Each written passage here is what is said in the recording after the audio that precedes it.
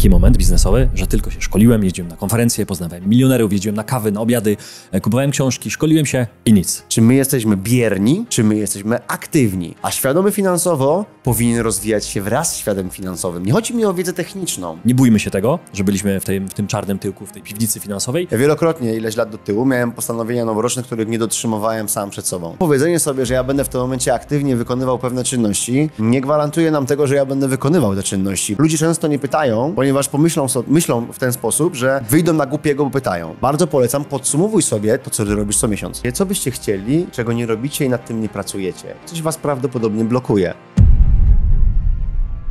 Gościem dzisiejszego odcinka jest Dawid Kozioł, przedsiębiorca, doradca gospodarczy oraz ekspert w zakresie finansów osobistych.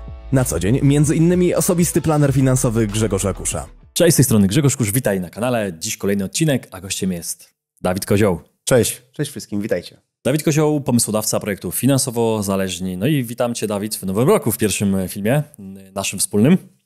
No to cześć jeszcze raz. Ciekawy czas przed nami, ponieważ ciekawe rzeczy. Tak, ciekawe rzeczy. Dziś temat, którym się zajmiemy, to będzie pułapka bierności. Tak nazywa się temat, który dzisiaj będziemy poruszać. Dlaczego będziemy poruszać? Po pierwsze, pojawił się ten temat na konferencji, którą zrobiliśmy 1 grudnia tamtego roku. No i wielu osobom temat się podobał. Wiele osób było zaskoczonych pozytywnie. No i to jest temat, który rzadko się w ogóle pojawia na YouTubie, a jest szalenie istotny. Ja może powiem ze swojego doświadczenia, że pułapka bierności, może to tak brzmi troszkę wyniośle, a jest to przecież praktyka codzienna. Jak ja bym to odniósł się do tego? Pułapka bierności. Miałem przez pewien czas taki moment biznesowy, że tylko się szkoliłem, jeździłem na konferencje, poznawałem milionerów, jeździłem na kawy, na obiady, kupowałem książki, szkoliłem się i nic.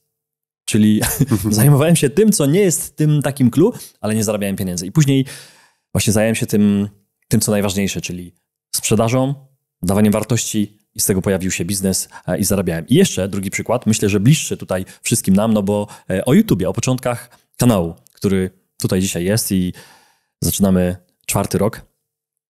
I co było na początku? Że ja stwierdziłem, lepiej robić nie idealnie, ale iść do przodu. Dlatego nagrałem pierwszy odcinek, mimo że nie byłem przygotowany. Nagraliśmy pierwszy odcinek telefonem, jak dobrze pamiętam. I sam początek był nieidealny, ale szło to do przodu. I tutaj, Dawid, myślę, że ty się odniesiesz. Tak. Jak to wygląda właśnie w kwestii finansów, klientów, z którymi współpracujesz codziennie? Proszę. Z przyjemnością się odniosę. Ta pułapka bierności, ona bardzo często występuje w takiej sytuacji, w której my sobie nie zdajemy sprawy, że w niej jesteśmy. To jest bardzo ważne na początku sobie już to określić. Czyli fajnie by było, i myślę, polecam wszystkim, że słuchając dzisiaj tego nagrania, samemu sobie określić, gdzie jesteśmy. Czy może jesteśmy w tej pułapce, wpadliśmy w nią, albo idziemy w jej kierunku, albo w ogóle temat nas nie dotyczy, ale warto to wiedzieć, by być może komuś innemu zwrócić na to uwagę. Ta pułapka bierności w elemencie finansów, tych szczególnie osobistych, charakteryzuje się takim staniem w punkcie.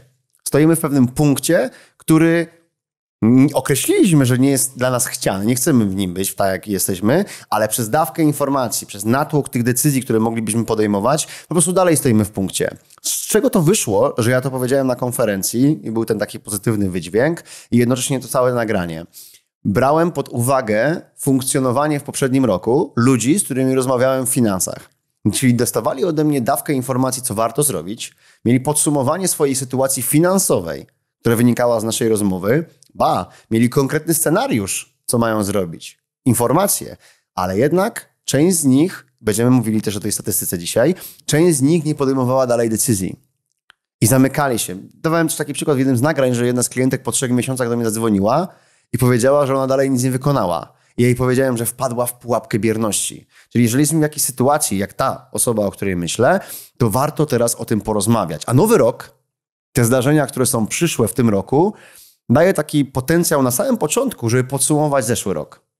Dlatego ja bardzo do tego zachęcam. Nie tylko to podsumowanie takie standardowe, które warto sobie zrobić choćby aktywa, czyli majątek, pasywa zobowiązania, porównać sobie, jak wyszliśmy per saldo w kwestii tych 2 elementów za poprzedni rok, ale powiedzieć sobie, gdzie jesteśmy z punktu funkcjonowania w obszarze finansów osobistych.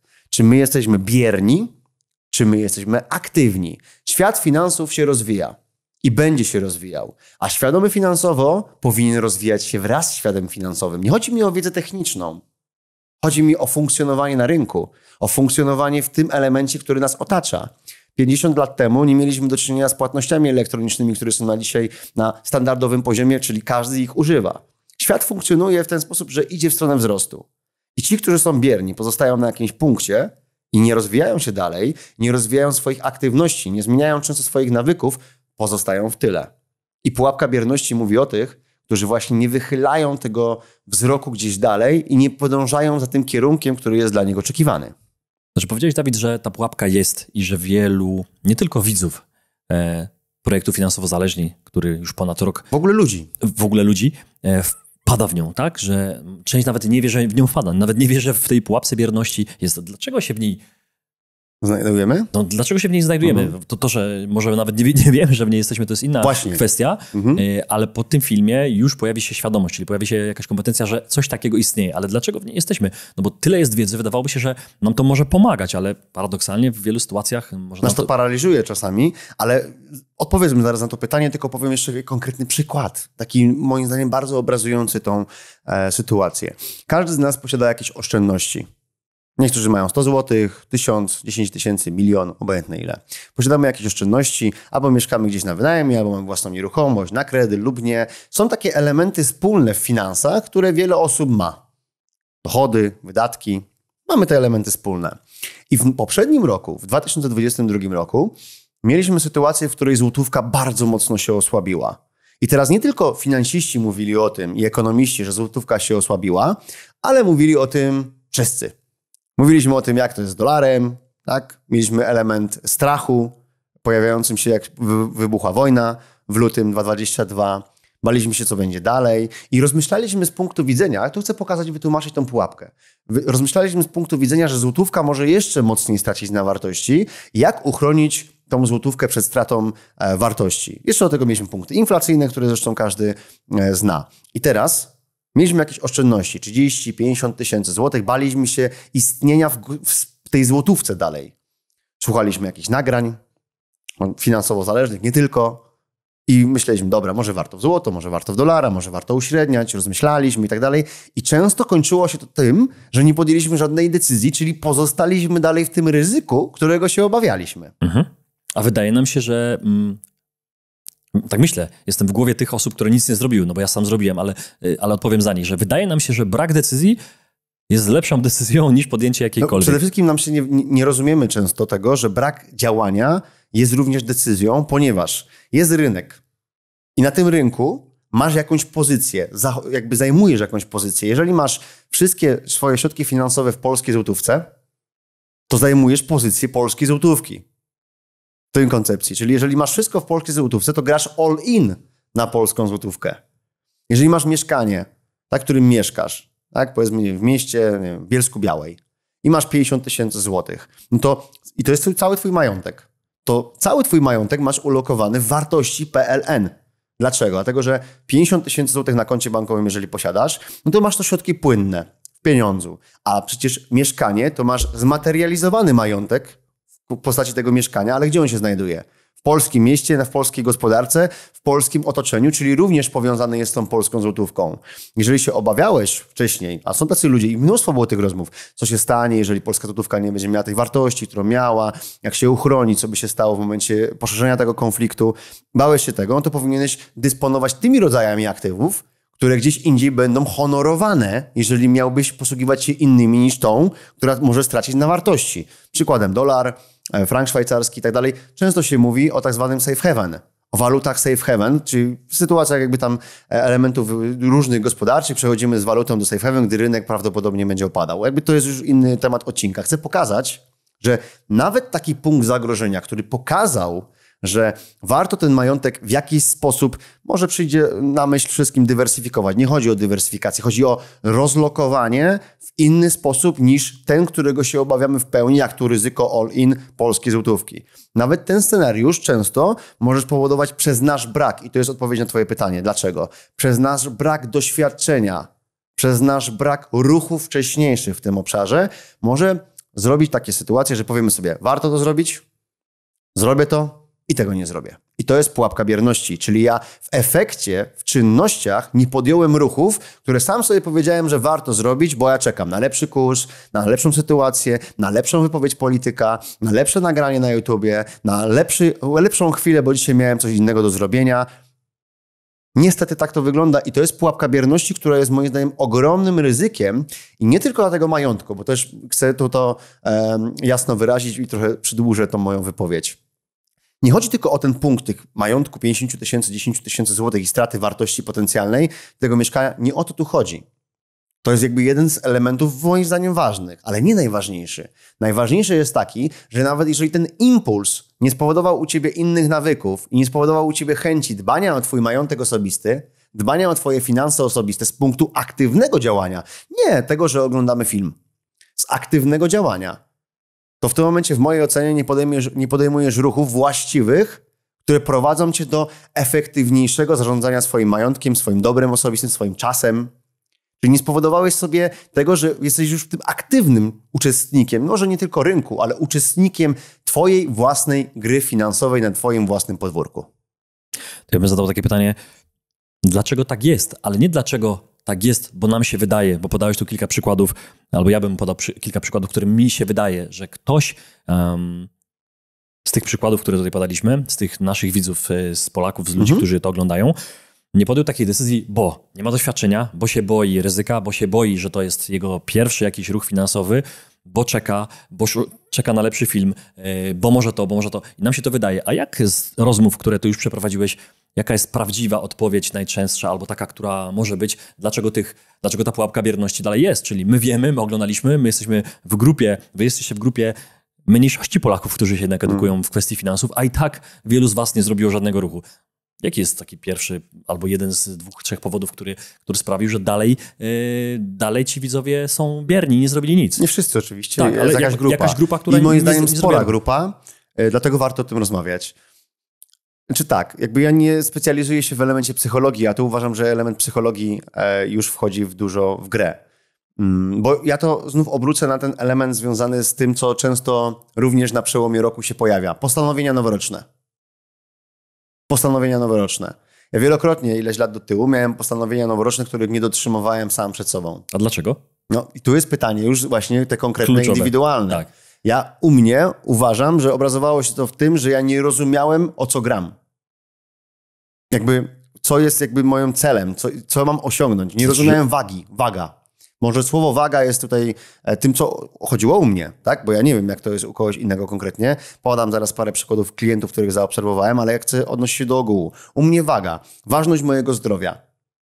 I wcześniej tego nie respektowałem jako coś bardzo istotnego. Nie uważałem, że powinienem z tym tak mocno pracować. I powiedziałem sobie, warto. Poszedłem do dietetyka. Ten jeden coś mi tam powiedział, ten drugi, a następnie przyszły gorsze chwile i wygrały moje nawyki. To nawyki kształtują bardzo często to, co robimy. Nawet jeżeli postanowimy inaczej, to potem nawyki przejmują tą rolę. Niestety jest to tak, że zmiana punktu mentalnego, zmiana punktu działań, zmiana punktu nawyków wymaga jakiejś energii i to często dużej energii od człowieka. Samo powiedzenie sobie, że ja będę w tym momencie aktywnie wykonywał pewne czynności, nie gwarantuje nam tego, że ja będę wykonywał te czynności, bo musimy mieć pewien punkt determinacji. Czy to jest w finansach, czy to w jakiejkolwiek innej dziedzinie życia. Bo mówiąc już o tych osobach, o których wspomniałem wcześniej, być może tam była kwestia, że nie do końca zrozumieli mnie, może ja coś powiedziałem nie do końca tak poprawnie, a on i tak potakiwał, ale nie było tego zrozumienia. Być może były takie sytuacje. Być może były sytuacje, że on się bał zadać jakieś pytania, bo ich nie zadał, bo bał się, że poczuje się głupi. Ludzie często nie pytają, ponieważ myślą w ten sposób, że wyjdą na głupiego, bo pytają. A to odwrotnie powinno funkcjonować. Głupi to może być tylko ten, co odpowiada. Ja tak to odbieram. Czyli każde pytanie jest okej. Kwestia odpowiedzi. Nie? Czyli warto tutaj zadawać te pytania, więc często jest tak, że my się boimy zapytać, mamy jakąś wątpliwość wewnątrz siebie, którą można byłoby tak rozmyć. Ale nie zadamy tego pytania i zostajemy w tym punkcie. To jest duży problem i on wynika z tego, co prowadzi nas do pułapki bierności nie tylko w elemencie finansów, w mojej ocenie, ale oczywiście w różnych innych elementach życia, które chcemy zmieniać. Boimy się zapytać dietetyka, a co dokładnie myślisz o tym, albo trenera personalnego, ponieważ nie chcę wyjść na to głupie, bo chyba o tym już mówił, a ja nie chcę wyjść na tego, że nie słuchałem go wtedy. To jest jeden z elementów. Drugi, bardzo częsty, nasze środowisko. Mamy jakieś spotkanie, komunikujemy o właściwych działaniach finansowych, na przykład co warto zrobić, ty mówisz jasne, jest to ciekawe, jest to fajne i tak dalej, a następnie twoje środowisko zmienia twój punkt widzenia. Ponieważ ty rozmawiasz z nimi o tym, jakby decydujesz się podzielić się tą informacją, a to środowisko zmienia twoją percepcję. Powstaje wątpliwość, na którą oboje często nie umiecie sobie odpowiedzieć i znów pojawia się sytuacja, że boisz się zapytać. I to jest częsta sytuacja, że to środowisko zmienia ten punkt decyzyjności w tym działaniu. I tu już nie chodzi o jakiekolwiek rozwiązania finansowe na rynku, tylko nawet element, ja jestem, powiem ci, zaskoczony, ja to powiem tutaj, bo ja zawsze jak nagrywam, mam taką myśl, jak przyjeżdżam, z jakim przekazem przyjeżdżam. Nie tylko nagrajmy i fajnie, że ktoś coś robi. Jaki przekaz?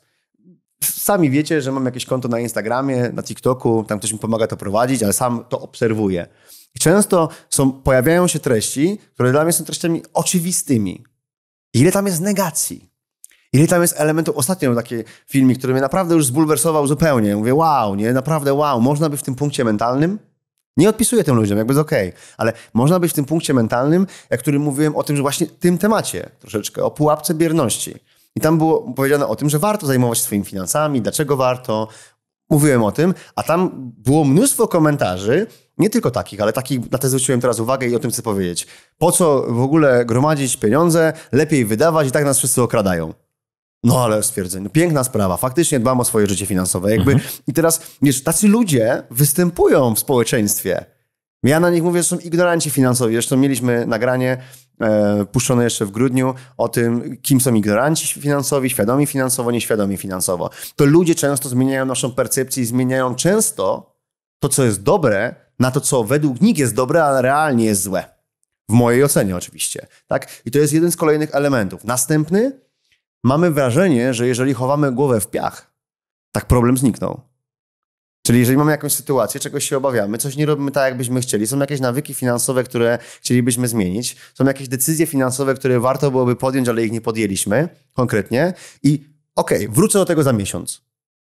Nie wracam za miesiąc, wracam za kwartał, bo jakiś filmik znów obudził moją ciekawość w tym temacie, być może ten filmik. Albo zostawię to na nowy rok. Zostawię to na nowy rok. To mamy nowy rok. Tak, mamy nowy rok. Zajmijmy się tym. Ale chowam tę głowę w piach, tylko dokończę, chowam tę głowę w piach i w tym momencie tak jakby sytuacja zniknęła. No nie, ona dalej jest taka sama. Ten stan faktyczny jest taki sam. Ten Excel dalej pokazuje dokładnie te same liczby. Tą samą sytuację.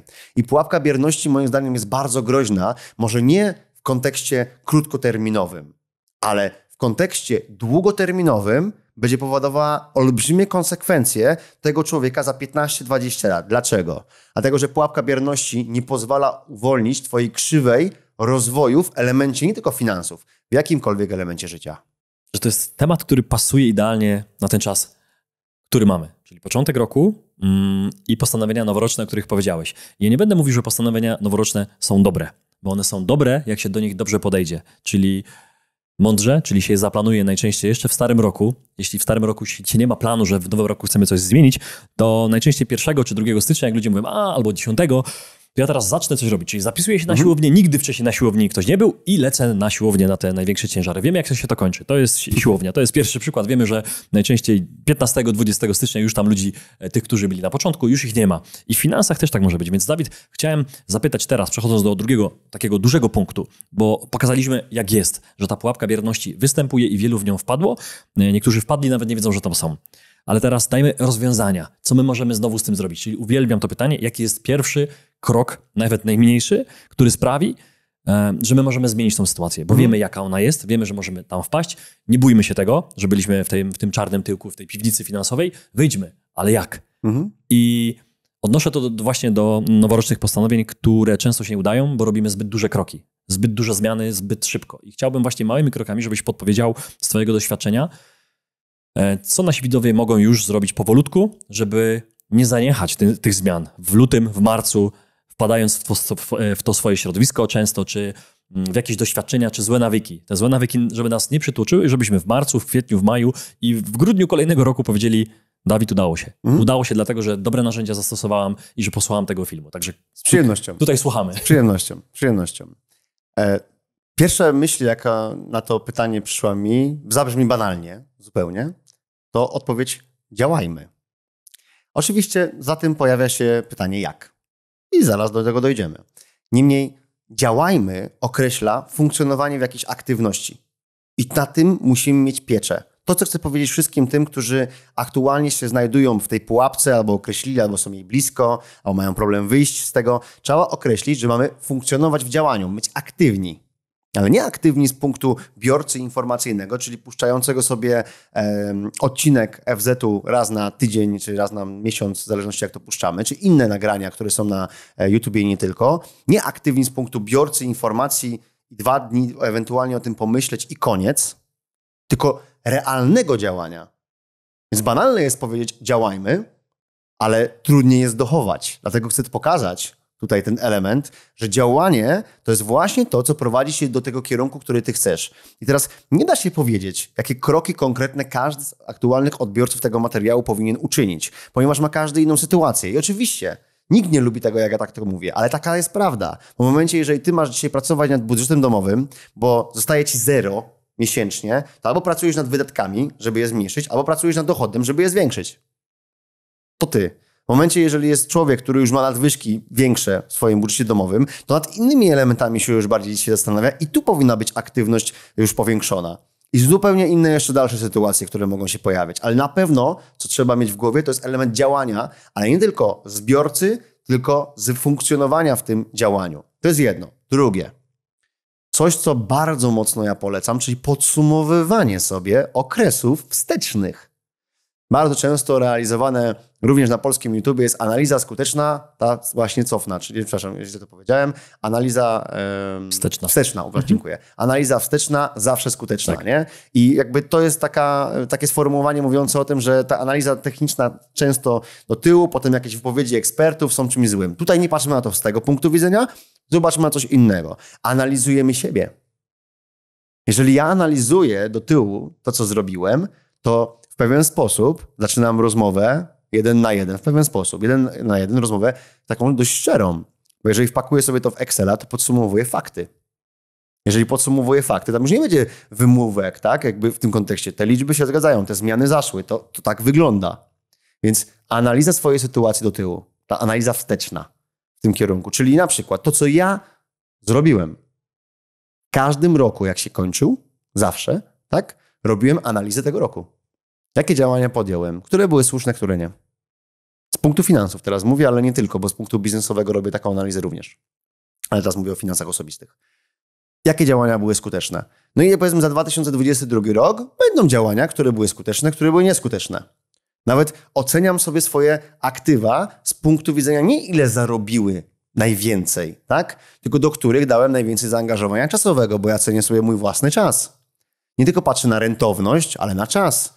Bo ten czas jest dla mnie najważniejszym aktywem, czyli robię sobie jakieś podsumowanie. I tej osobie, która dzisiaj jest na początku, jest w tej pułapce lub wychodzi powoli z pułapki bierności, a nawet nie jest, po prostu na początku finansów, bo w 2021 lub 2022 się obudziła i pracuje nad tym. Bardzo polecam, podsumowuj sobie to, co robisz co miesiąc, co kwartał, w zależności jaką masz determinację, ten okres sobie albo skróć, albo wydłuż, kiedy to podsumowujesz. Powiedz sobie, jaki dobry nawyk jeden kwartalnie wykonujesz do swojego działania w finansach osobistych. Jaki jeden nawyk? Konkretny. Z kim rozmawiasz na tematy finansowe? Czy z ludźmi, którzy w ogóle nie chcą się rozwijać na tematy finansowe? Czy z ludźmi, którzy chcą się rozwijać? Przykład konferencji, którą robiliśmy. Jakie tam były rozmowy, jakie standardowo możemy spotkać często w społeczeństwie? I jakby zwróć uwagę, z kim rozmawiasz, co ty robisz, jakie nawyki wprowadzasz i podsumowuj sobie te okresy. To na początek naprawdę będzie znacznie więcej niż to, co prawdopodobnie robisz, czyli oglądasz, że jesteś biorcą, i dołącz do tego jakieś działanie, i to jest drugi punkt, taki mały krok. Drugie, działanie w związku z aktywami, o których często słyszysz. Oglądasz różnego rodzaju kanały, nie tylko, czytasz artykuły, teraz świetny Bitcoin, Ethereum, teraz złoto świetne, srebro, teraz świetne akcje, obojętne. Coś ci się na pewno bardziej spodobało, bo sentyment twój również ma znaczenie do tego, co ty w finansach robisz. Bardziej spodobał ci się ten rynek. Dobrze, to teraz zrób tak, żebyś go rozumiał, a nie żebyś tylko słuchał tego, co mówi Dawid na temat tego rynku.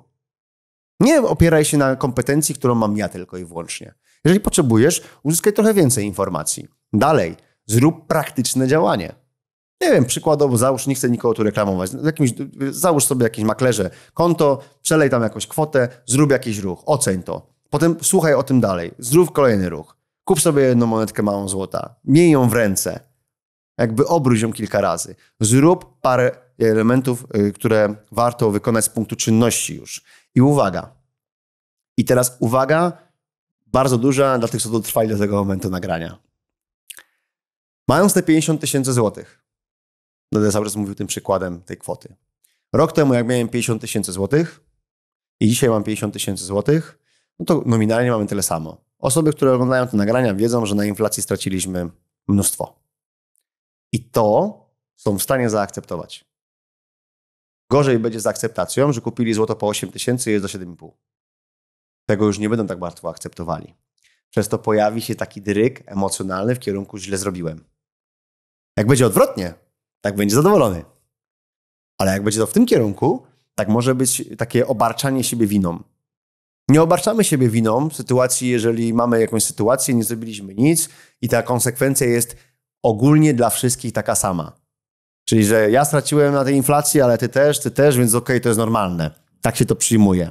Ale podjąłem jakiś ruch, który nie robił standardowo ludzie i on spowodował jakąś zmianę, bo wiecie, cena wszystkiego może się wahać w różnym kierunku, w krótkich odstępach czasu na pewno może być taka sytuacja. I potem sami siebie negujemy, sami siebie obarczamy, że zrobiliśmy źle i często to może spowodować nasze wycofanie z dalszej edukacji. I tu na to uwaga, tego tak nie róbmy. Ponieważ tutaj patrzmy na te wartości, które uzyskaliśmy. Zdywersyfikowaliśmy to, rozlokowaliśmy to na różne rzeczy. Inne ryzyka oddziałują na te rodzaje aktywów. Nauczyliśmy się coś, mamy to w ręce, możemy się wypowiedzieć, rozwijamy swoją kompetencję w tym temacie. To są te elementy, które tam się pojawiają. W biznesie czy finansach osobistych również płaci się w cudzysłowie frycowe za kompetencje. Nie zawsze trzeba jakby tracić finansowo, ale może być tak, że coś stracimy finansowo. Nawet nominalnie, ale w krótkim odstępie. Zrozummy to i nie bójmy się tego. Róbmy powoli kroki. Przeznaczajmy tyle, nie ile możemy stracić, ale ile możemy zamrozić, jak wielokrotnie mówiłem, nie? I to jest drugi mały krok. Jeżeli oprzemy to na tym, działanie, podsumowywanie i uczestniczenie w rynku, wielu rynkach lub rynku i rozumienie go i nie banie się tego, rozumienie jak to funkcjonuje podstawowo, to w tym momencie, po takim roku funkcjonowania, nie będziemy tylko i wyłącznie biorcami informacji, czyli oglądając coś, będziemy aktywni, a po kilku latach w naszym środowisku, w tym podstawowym poziomie staniemy się bliżej eksperta, który będzie już doradzał temu środowisku. Tak to było ze mną, jak zaczynałem w branży finansowej. I tak to będzie również z tobą, jeżeli te aktywne działania wykonasz. A cały rok przed tobą, więc myślę, że im szybciej zaczniesz, tym więcej miesięcy zostanie ci do grudnia, gdzie będzie podsumowanie roku 2023.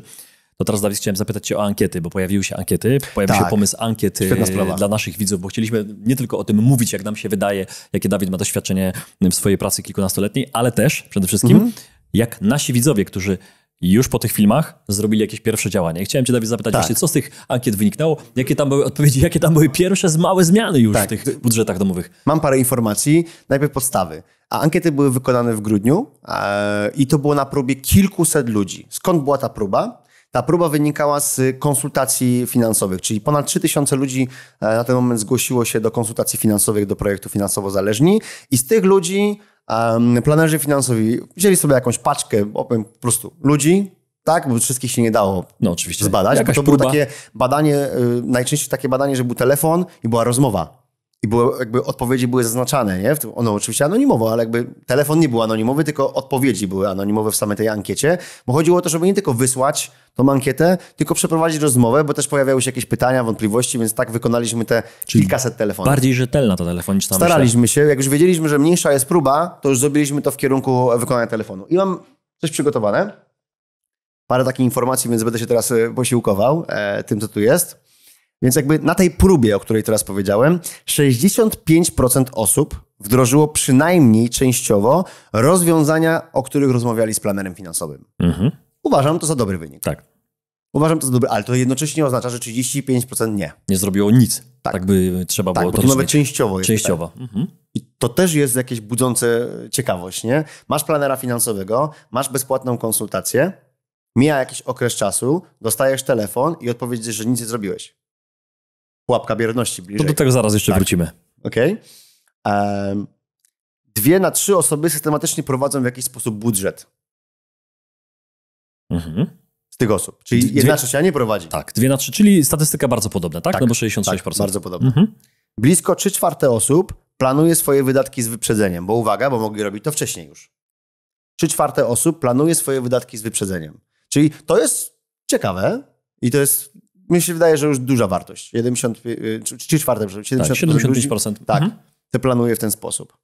Rezerwę na poziomie 6-krotności miesięcznych kosztów ma 48% badanych. 58% badanych oddziela żelazną rezerwę od oszczędności na. Czyli rozumieją, że jakby żelazna rezerwa ma być zupełnie osobno, a oszczędności na przyszłe wydatki lub przyszłe inwestycje jest zupełnie osobno. Tak. To jest już super, bo to wprowadziliśmy tak naprawdę jakby ten element zarządzania. 55% osób systematycznie kontroluje salda. Aktywa, pasywa. Super. Tak, to już jest taki wyższy poziom. Tak. Wyższy poziom, nie? Jakby, bo podsumowujesz swoje działania. To jest trochę odnośnie tego, co powiedzieliśmy sobie wcześniej. Kilka takich podstawowych informacji tutaj uzyskaliśmy. Pokazuje to, że ta pułapka bierności nawet dotyczy ludzi, którzy mają, bo to chciałem powiedzieć, mają kontakt z planerem. Dokładnie. To też pierwsza kwestia, która mi się pojawiła w głowie po tym, co przeczytałeś, że byście się nie bali. To jest informacja do tych osób, które nigdy nie zrobiły żadnego ruchu. Mimo, że być może mają większą nawet wiedzę finansową, inwestycyjną od osób, które przyszły na konsultacje i zrobiły pierwsze działania.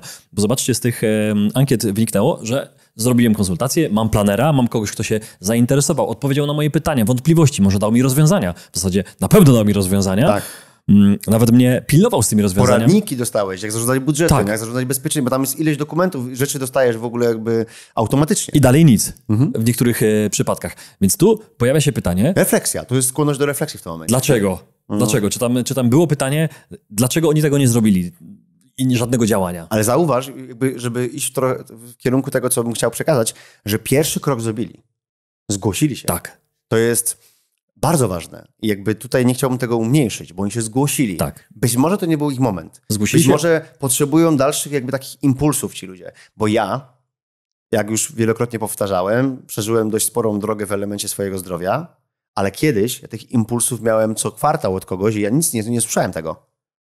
Ja dzisiaj mi łatwo już powiedzieć, bo już jestem gdzieś dalej, nie? Ale wtedy ja pamiętam dokładnie, jak to i lekarze, i element rodziny, przyjaciele mówili, Dawid, w tych elementach tutaj zastanów się i tak dalej. Były jakieś impulsy, ale ja to pomijałem. Trzeba być gotowym jeszcze na zmianę. I ludzie często są gotowi jakby po jakimś czasie, po jakimś zdarzeniu. I mam nadzieję, że jednym z takich zdarzeń, tych impulsów, bo może któryś impuls zaskoczy, to są nagrania, które robimy, nie? Zresztą z taką inicjatywą tutaj przyjeżdżam. Dawid, wiemy, co z tych ankiet wyniknęło, co ci... Wnioski jakie były. Tak, jakie wnioski były, co nam powiedziano przez te ankiety, ale pytanie jeszcze takie, co było najbardziej wartościowe dla tych osób, które te ankiety wypełniły? Czy był taki feedback, taka informacja zwrotna? Co to dało jakby, tak? Co tam było ciekawego? Co to dało tym osobom, które... Nawet mam to napisane, tylko nie czytałem tego od razu, bo stwierdziłem, że tam to wystarczy. Znaczy tak, wiedza planera, uświadomienie, takie ogólne uświadomienie, w tym kontekście, czyli tak naprawdę często otworzenie głowy. Możliwość rozmowy o sytuacji finansowej. To jest duży problem, że często nie mamy z kim pogadać. No to jest w zasadzie taki problem, myślę, że wszystkich Polaków, bo nie ma tego w szkole, nie ma tego w telewizji. Ale nawet z rodziną często ciężko jest porozmawiać o ten temat, bo tam są inne elementy jeszcze przy tym. A tutaj rozmawiamy stricte o elemencie finansowym, więc jakby jest to łatwiejsza komunikacja. Podział majątku i rezerwy, czyli w ogóle jakby podział. Żelazna rezerwa, oszczędności na majątek bytowy, majątek inwestycyjny. To rozróżnienie filozoficzne i jednocześnie faktyczne rozróżnienie. Takie edukacja finansowa, otwarcie oczu. To są hasła, które tam padały. Kolejno, możliwość porozmawiania o kredycie, impuls do działania, w ogóle właśnie jakiś impuls do działania, żeby jakby obudzę się, dobra, to już coś będę robił i wiesz, mać takiego bata w cudzysłowie nad sobą, czy który będzie pytał, czy coś zrobiłeś, nie? To też jest jakieś, i tak było wskazane, to była wartość dodana. I też często i fajnie, w niektórych elementach utwierdzenie samego siebie, że dobrze myślę. Po prostu. To też mi się wydaje jest ciekawe, tak odpowiadali ankietowani. Tak, to są odpowiedzi ankietowanych. Ja myślę, że istotne dla tej ankiety było to już wspomnieliśmy, ale wspomnę drugi raz, że to były ankiety telefoniczne. To była rozmowa. To nie była ankieta taka, jak często dostajemy, że wiesz co, wypełnij nam ankietę i będziemy mieli wyniki jakieś. No i wiemy, że część do tego siądzie rzetelnie, jak do egzaminu, jak do testu i przeczyta każde pytanie i zastanowi się nad każdą odpowiedzią i tą odpowiedź kliknie, zaznaczy, odpisze. Ale wiemy, jak z takimi ankietami jest czasami, że ktoś nie ma czasu, może siedzi w samochodzie, może na czerwonym świetle poklika, byle tylko było. Ja myślę, że dużo trudniej przez telefon jest skłamać, bo te pytania tam były pogłębione, te rozmowy trwały kilkanaście minut. Może nawet nie skłamać, tylko łatwiej jest kogoś zaangażować do refleksji nad tym. Tak. Sprawdzić, czy faktycznie ta osoba pracowała, czy ta odpowiedź jest prawdziwa. I nam się wydawało też, że Ja tak myślałem, że może wszyscy będą z tym pracować, że może te wyniki będą wyższe. Trochę się zaskoczyłem na minus, ale jednocześnie wiem, że mamy nad czym pracować. Zobacz, Dawid, już ponad rok pracy w projekcie Finansowo Zależni na kanale, który jest prawie 3,5 roku już na YouTubie. No i zobacz, ponad 1 milion wyświetleń z filmów samego FZ-a, ponad 1 milion wyświetleń, 3000 konsultacji, już ponad 3000. I teraz widzimy, że to jest dużo i to jest mało. Mieliśmy na konferencji 200 osób na sali. Pamiętasz, jak staliśmy na środku i mówimy, tu jest niby tylko 200 osób, a to jest taka fala ludzi przed nami. To po prostu jest potężna ilość ludzi, 200 osób. 200 osób, 200 historii, 200 portfeli, 200 kont, 200 budżetów domowych, a tu jest 3000 konsultacji. Więc nam się wydaje, że mało. Ja bym teraz zapytał może tak przekornie. To znaczy, że wszyscy, którzy obejrzeli już choćby filmiki finansowo zależni, czyli tylko 3000 osób zgłosiło się na konsultację. To znaczy, że wszyscy już mają poukładane budżety, Dawid? Wszyscy już wiedzą, jak z finansami pracować. Jak byś odpowiedział na to pytanie? Na pewno nie. Na pewno. Chcielibyśmy, tak? To jest na pewno nie, byłoby fajnie. Znaczy wiesz, jakby na pewno są ludzie, którzy nie czują potrzeby się konsultować. Nie mają tego czasu odpowiedniego, jeszcze to nie jest ten moment. Dla nich to nie jest ten moment, ale może ktoś ma takie przeświadczenie, że ja nie potrzebuję i jakby radzę sobie sami, to też jakby szanujemy i jakby potrafię sobie wyobrazić, że ktoś ma taki punkt widzenia i on jest w porządku, ale na przykład często i chętnie nas ogląda, żeby sobie na przykład utwierdzić się więcej w informacjach, albo zobaczyć coś ciekawego, nowego. Więc jakby taka grupa ludzi również będzie. Wiele będzie się bało, no bo wiesz, jakby to wymaga jakiegoś działania, nie? Wracamy do tego punktu, o którym mówiłem, tak? Wymaga napisać zgłoszenie. Do mnie się często zwracają osoby na samym Instagramie bezpośrednio, ale trzeba coś zrobić, gdzieś napisać, coś wypełnić. Jakby w pewien sposób poprosić o konsultację. Bo to tak jest, nie? W tym albo zamówić, w zależności jak ktoś to odbiera. Więc jakby tutaj na pewno nie będzie tak, że jak mamy 260 000 subskrypcji, to 260 000 ludzi, osób będzie chciało konsultację. I dobrze. I dobrze, że to jest jakby w takiej częstotliwości, że to jest kilkadziesiąt w sumie, czasami i tygodniowo, albo co 2 tygodnie, w zależności jak w sumie jak jest odcinek, to jest więcej, jak jest odcinka chwilę nie ma, to jest troszeczkę mniej. I dobrze, bo jakby tą ilość jesteśmy w stanie, powiem kolokwialnie, ogarnąć. Więc jakby nawet specjalnie gdzieś tam nie nakładamy energii na to, żeby mówić, zgłoś się i tak dalej, kolejna osoba, no bo mamy też swoje moce przerobowe, które zamierzamy zresztą w 2023 roku zwiększyć, tak? Poprzez nowe osoby w naszej firmie, ale to wymaga czasu, edukacja, wszystko i tak dalej, więc więcej będzie o tym akurat elemencie będę wspominał w następnych nagraniach. Super, myślę, że następne nagrania będą, to jest początek roku, gdzie przygotowaliśmy, myślę, możemy powiedzieć, że sporo nowego kontentu, niespodzianek, produktów również, które wyszły również z rozmów, z ankiet z wami, którzy się zgłosiliście i którzy powiedzieliście, tego brakuje, to bym potrzebował, tu mi byłoby łatwiej. I my te wszystkie rzeczy robiliśmy w starym roku i również robimy w nowym, żeby w kolejnych miesiącach was zaskoczyć i wam pomóc po prostu, żeby było łatwiej. Tak, Dawid? Tak. Tylko mamy jeszcze dużo przed sobą do zrobienia. Tak, to na pewno, więc cały rok jest przed nami, przed wami, żebyśmy pracowali. To, co powiedzieliśmy w pułapce bierności, my również byliśmy, ale stwierdziliśmy, róbmy, a po drodze będziemy poprawiać, po drodze będziemy dokładać, po drodze będziemy naprawiać te rzeczy, które są do naprawy, które mogą być lepsze, które mogą być bardziej idealne, tak bym powiedział, no bo idealnie nigdy nie będzie, ale zawsze możemy coś naprawić i zapytać się was, między innymi w tej ankiecie, dlaczego nie udało się tego zrobić, co możemy poprawić, żeby wam łatwiej się pracowało z tymi finansami. Myślę, że to się zgadza. Będziemy mocno tutaj się starać, żeby w kolejnych miesiącach tak było, żeby te słupki procentowe tych osób, które zrobiły jakieś działania w swoim budżecie domowym, rosły. Oczywiście, że tak. I ostatnią rzeczą, którą chciałem powiedzieć odnośnie pułapki bierności w tym nagraniu, to jest to, że pułapkę bierności można by się pochylić nad tym w ten sposób, że ma każdy. Pytanie, w jakim segmencie swojego życia? Ponieważ są często pragnienia, które mamy, albo potrzeby, które mamy, które jakby traktujemy z punktu zaniechania. Ja na przykład chcę grać w koszykówkę w 2023 roku i od 3 lat mówię o tej koszykówce, że chcę do niej wrócić. I dalej jestem w tej pułapce bierności w kwestii tego elementu. I ten element pułapki bierności jest na każdym segmencie życia do zobaczenia. Sami spójrzcie jakby na siebie, na swoją sytuację, co byście chcieli, czego nie robicie i nad tym nie pracujecie. Coś was prawdopodobnie blokuje. Najczęściej pojawi się tam wymówka nie mam czasu, albo wymówka nie mam pieniędzy, ale to są wszystko wymówki. Jak się tak zagłębimy tak mocno w temat, to są wymówki. Więc pułapka bierności dotyczy wielu segmentów naszego życia i prawdopodobnie każdy ma ją w jakimś segmencie życia. Ale w temacie finansów, w temacie finansów osobistych jest bardzo istotna, dlatego będziemy to mocno podkreślali. Obiecujemy. Przypiluję Dawida, żeby tych odcinków było tak dużo jak w poprzednim roku. Dziękuję, Dawid. Dziękuję bardzo. Do zobaczenia. Do zobaczenia.